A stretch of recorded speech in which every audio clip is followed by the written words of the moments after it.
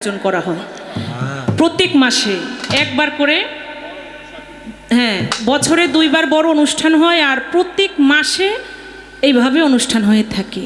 তো এমন কোনো বন্দনা, এমন কোনো গান নাই যে মনে হয় আপনারা শুনেন নাই। যতটুকু না করলেই নয়, আমি চেষ্টা করেছি।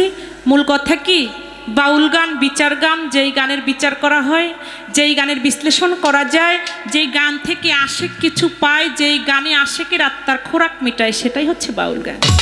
আর এই বাউল গানটা শুরু করতে হলে আমার আল্লাহকে স্মরণ করতে হয়, রাসূলকে স্মরণ করতে হয়, অলি আউলিয়াদের নাম যতটুকু নেওয়া যায় তাদের নাম স্মরণ করে তারপরে আসরটা শুরু করতে হয়। দেখবেন অন্য অন্য গানের ক্ষেত্রে, অনুষ্ঠানের এইগুলি দরকার হয় না, ওইটাই শুরু করে দেয়।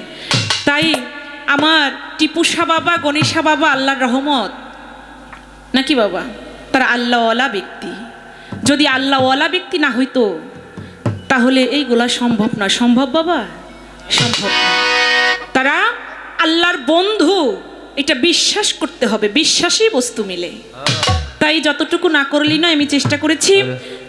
পালা কি দেওয়া হয়, আমি শুনছি একটা পালার কথা। পালার পর্বটা তো পরে প্রত্যেকটা শিল্পীর প্রথম স্টেজটা তার নিজের মতো করে সে করতে পারে। তাই ওই দিক লক্ষ্য করে যার দরবারে আসছি, যার নুন খাইছি, তার গুণ তো করতে হবে। আমার গণেশা বাবাকে স্মরণ করে, আমার টিপুসা বাবাকে স্মরণ করে আমার মন থেকে একটি গান রাখি। তারপরে কর্তার ইচ্ছে কীর্তন, কর্তা পক্ষ থেকে যেভাবে আদেশ দেয়া হবে আমরা উভয় দুই শিল্পী চেষ্টা করব সারা রাত্র সেইভাবে কাজ করার জন্য।